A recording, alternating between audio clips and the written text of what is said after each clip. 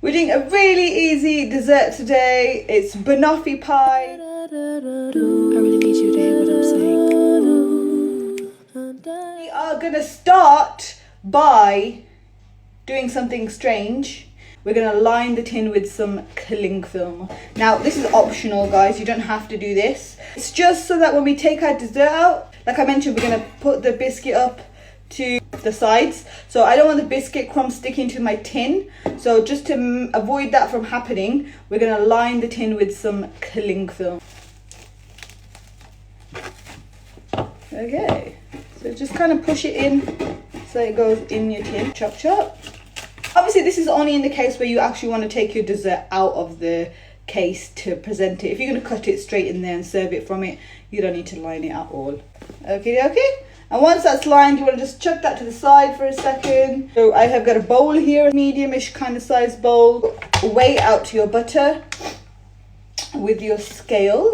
You want to use butter and not margarine, okay? Because we want the base to set. Remember, margarine doesn't go hard in the fridge, so your base will still be crumbly. Whereas butter does go hard in the fridge, so you'll have a set base, okay? 100 grams of unsalted butter goes in. And I'm going to cut it into little chunks because I'm melting it in a microwave and it melts easier like that. If you're melting it on a saucepan, guys, then weigh it into your saucepan, not into a bowl. So I'm going to melt mine in the microwave. Put that in there for a minute. So once your butter is melted, you just want to put that to the side for a second. If you're using a food processor, then get your food processor and put that on your scale. Right, with the blade inside. We're going to weigh out our digestive biscuits now. So put your food processor directly on top of your scale. Make sure the blade attachment is in there as well, so save you from faffing about with it after you try to put the biscuits in there. It's going to be a nightmare trying to get your blade back in there. So keep your blade in there. Put your scale back on 0. Start weighing out your digestive biscuits. We need 225 grams of digestive biscuits. Just put them in until you reach 225 grams. And it doesn't matter if you go like 5 grams above or below. Don't go start breaking your biscuits into quarters and halves and all that kind of jazz. If it goes 5 grams, 10 grams over, it's fine. Okay? You need to whiz these up until they're broken up into small crumbs. All you need to do now is pour those crumbs into the bowl of your melted butter. Get yourself a spoon, anything to mix them up with. So you just basically mix your crushed biscuits in with your butter until they're all nice and coated, and it should give you like a wet sand kind of texture, like that. So let's bring back our tin. I'm going to pack those crumbs into your dish. Now, like I mentioned, I want them going up the sides as well, so that's what I'm going to try and achieve here. So I'm going to start off by using the back of a spoon. I might kind of switch tools depending on how I want to push it down, because like I mentioned, I want it going up the sides. So you want a fairly even spread of crumbs, okay?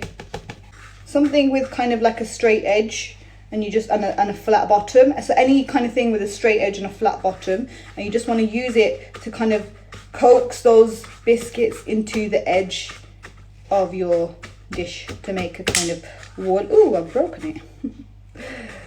To make yourself a wall. Okay.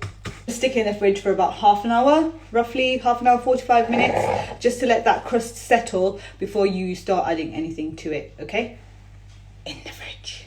We are going to move on to the second part of this dessert, which is the whipped cream. Yourself some cream, 300 mils, usually about 300 mils in each pot. So just pour your cream into a bowl.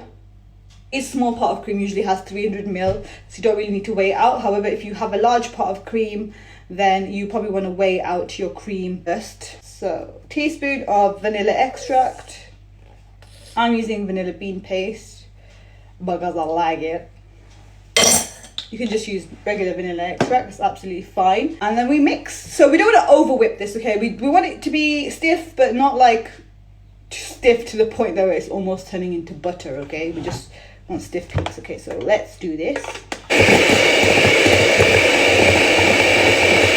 So it should look like this, so it should hold its shape, okay, once you've finished whisking, and that is where you want to leave it. Moving on to the next part. So I am using tinned caramel, and I mentioned earlier you can make your own caramel. Depending on how sweet you want it, it's up to you how much you want to use, okay. I'm probably not going to use the whole tin. I might use about 2/3 of it, simply because I don't like it too sweet.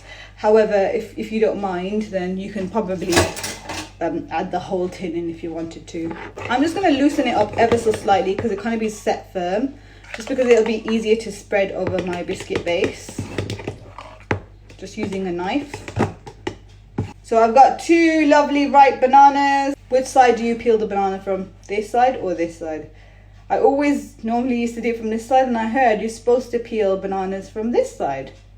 Don't really understand why, because logically that's like the extending part and it feels like that's the way you should pull it.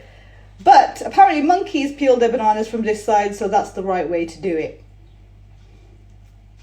So yeah, which side do you guys peel yours from? We'll call this the top and we'll call this the bottom. Do you peel it from the top or do you peel it from the bottom? I'm going to use that black end because that's a bit too sweet for my liking. So we'll get rid of that.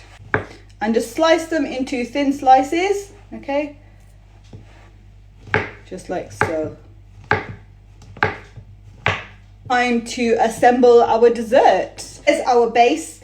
It has set nicely, as you can tell. So we're going to go in with our caramel into our set base. Just pour it in. And like I said, I'm going to eyeball how much I need. You can use the whole can if you want to. I'm going to put some in, about 2/3, and then see if I need any more. I'm going to use an offset spatula to spread it around. You can use the back of a spoon, whatever you have readily available at home. And just spread it into an even thin layer on your base, okay?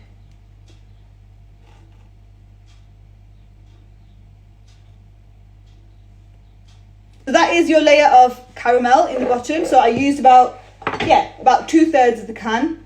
We're going to go in with our chopped bananas, so a nice layer of bananas all the way around you, in like a whole layer at the bottom on top of the caramel. Now if you were to make this dessert beforehand, you'd make it up to the point where you add the caramel in and just let it set in the fridge, and then put your bananas and whipped cream on it just before you set it, so your bananas don't go brown. You can add your bananas in beforehand, and as long as your bananas are properly covered with all the whipped cream, then you should be fine. Your bananas won't go brown. However, if they're not covered properly with whipped cream, then they probably will go a little bit brown. So yeah, just make sure that you do cover them. If you are going to make the whole thing in advance, just make sure you cover all your bananas properly in your whipped cream to avoid that from happening. Your layer of bananas, then we're going to go in with our whipped cream. Now I'm not going to put all of this cream in. You want to use all your cream, but I'm going to take some cream out and put it in a piping bag, because I'm going to pipe some, like a border of cream, just to make it look nicer in terms of presentation. This is entirely optional and extra, but so you don't have to do this step at all. However, I am going to just show you a way to present it in a nicer fashion, I suppose. So I'm going to put a star-shaped tip in a piping bag, and I'm going to put some of that cream, enough to pipe a border around, in my piping bag.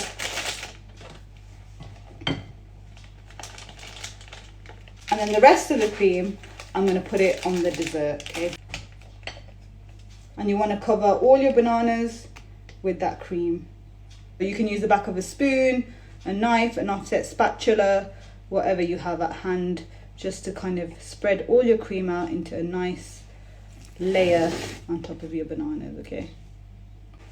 So I'm going to do a border, like I mentioned before. Okay, let's just go with kind of like a scroll design. So I'm going to go round and then up and then back on itself. Just kind of make a scroll. Pipe round, go back the opposite way, like an S basically. And if I don't have enough cream to do it all the way around, I might just do it halfway. Yeah, I probably won't have enough.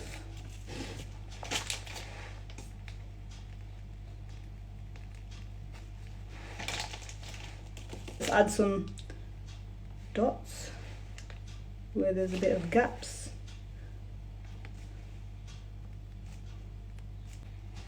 Now ideally you want to do this banana cutting, because the bananas will go brown, before you serve it. Okay. And I'm going to make some chocolate curls, so you just do that by scraping your knife down on the chocolate, so that if you can see. Yeah, you could use a mixture of light and dark if you wanted to, of course you can. And then just scrape down your chocolate like that, and that will make these chocolate curls. Okay, gorgeous. And then you just put them on top as well. I think they look extra special in comparison to just regular chocolate.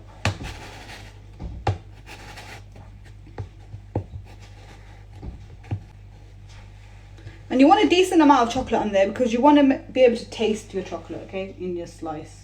Here is our banoffee pie.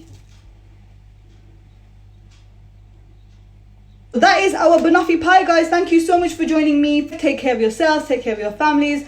Assalamu alaikum wa rahmatullahi wa barakatuhu. Take care, bye.